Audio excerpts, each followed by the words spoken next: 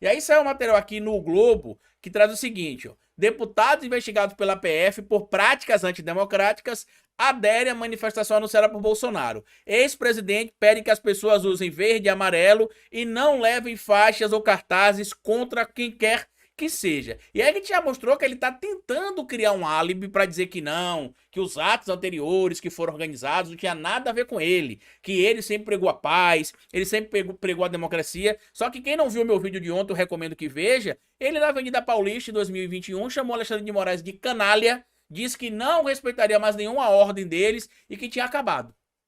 E aí a gente sabe depois o que aconteceu, né? Chorou, ligou pro Temer, o Temer foi pra Brasília, supostamente teria se reunido ali com o ministro Alexandre de Moraes para apaziguar as coisas, porque até a prisão do Carlos Bolsonaro chegou a ser cogitada naquele momento, porque já existia em tese naquela altura ali materialidade de algumas condutas criminosas cometidas supostamente pelo filho preferido do Jair Messias Bolsonaro. E além desses parlamentares que comparecerão, porque eles querem criar a mesma narrativa. O que é interessante que a gente vê hoje desses bolsonaristas é o seguinte: o tempo inteiro defendendo o golpe de Estado, o tempo inteiro concordando com a narrativa de Bolsonaro, o tempo inteiro falando em exterminar a esquerda no Brasil, fuzilar a petralhada, como o próprio Bolsonaro falou isso textualmente em um comício no Acre em 2018. E aí, quando eles são punidos por tentarem dar um golpe de Estado contra a democracia, eles alegam que não, eles estão defendendo a democracia. Então, deixa eu ver se eu entendi. Eles queriam dar um golpe de Estado contra a democracia para proteger a democracia.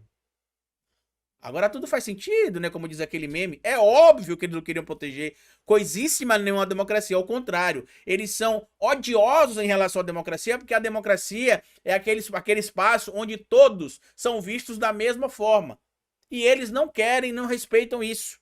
E isso fica evidente, inclusive, com a quantidade de provas que a gente tem encontrado aí nas operações da Polícia Federal. E aí, além de tentar eles mesmos comparecerem lá para essa situação, estão tentando também, o material publicado aqui na coluna do Lauro Jardins, arrastar o Tarcísio de Freitas e o Ricardo Nunes para o ato na Avenida Paulista do dia 25 de fevereiro. Você vai me perguntar, Carlito, você acha que o Tarcísio vai? Você acha que o Ricardo Nunes vai? Eu, sinceramente, acredito que o Tarcísio não apareça. Tá? Se ele aparecer, para mim vai ser uma surpresa. Não porque ele não seja bolsonarista, mas é porque, de acordo com aquela pesquisa Atlas Intel, dos 17 políticos ali citados naquele ranking daqueles políticos que tem uma pior avaliação, digamos assim, notícias negativas, percepções negativas, perdão, da sociedade em relação a essas pessoas, de acordo com a pesquisa Atlas Intel, que foi feita no final de janeiro, o Tarcísio estava em último lugar. Então, e depois ali vinha também o Zema e outras, o Eduardo Leite. Então, também não acredito ali que o Zema compareça. Eu não acredito que o Tarcísio compareça. O Ricardo Nunes, eu acredito que ele deva comparecer. Por quê? Porque é ano eleitoral. Então, neste caso, para ele vale tudo. Porque a base que pode eleger ele em São Paulo em 2024 não é uma base moderada. É a base radicalizada ligada ao bolsonarismo. É isso que pode ajudar o Ricardo Nunes. Ele não vai ser eleito, eu acredito, pela análise que eu tenho feito aqui, inclusive, essa aliança que muita gente está criticando, a aliança da Marta Suplicy com o Guilherme Boulos. Eu até vi algumas pessoas aí, né, que são monotemáticos, não estudam, não pesquisam outros assuntos, só sabem falar de alguns livros especificamente com capa vermelha, com autores que viveram há mais de 100 anos atrás, e as pessoas se travaram lá, não que esses autores não tenham relevância, para não criarem polêmica aqui, tá? Os autores têm relevância, mas a gente não pode ser monotemático, a gente tem que seguir uma linha de ampliação da compreensão. E aí algumas dessas pessoas não são da área da ciência política, não são da área das ciências sociais, não entendem como é que funciona o jogo da política, e aí faz vídeo dizendo que o Boulos é de direita, faz vídeo dizendo que é um absurdo o Boulos aceitar isso, que o Boulos aceitar aquilo. É bem simples, mostra a solução. Qual a outra solução? Para ganhar a eleição. Para ganhar, qual que é a outra solução que a gente tem?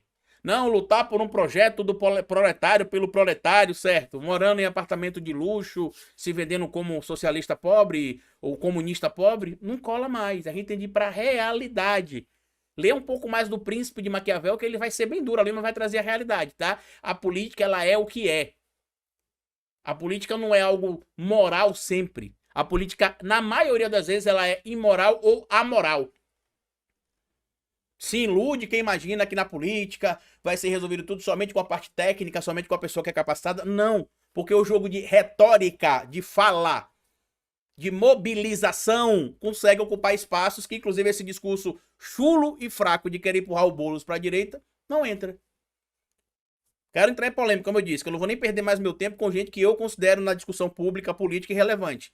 Porque para mim, a pessoa que não sabe como é que funciona o sistema presidenciário, não sabe como é que funciona o sistema parlamentarista, não sabe como é que funciona a organização de um partido, não sabe como é que funciona a formação de federações, não sabe como é que funciona o processo eleitoral, não sabe o que é soft power, hard power, não sabe o que é pragmatismo político, realpolitik, que são conteúdos que estão dentro da realidade da discussão política, tem de entender que ou você compreende ou busca ajuda de quem não compreende, ou de quem compreende, para que você possa compreender aquilo e colaborar de uma maneira mais ampla, mesmo que depois de saber tudo isso você discorde. Porque volto a dizer, vocês acham que eu queria, por exemplo, uma aliança do Boulos com a Marta? Não. E olha que eu sou militante do PSOL, sou filiado ao PSOL desde o ano passado, final do ano passado.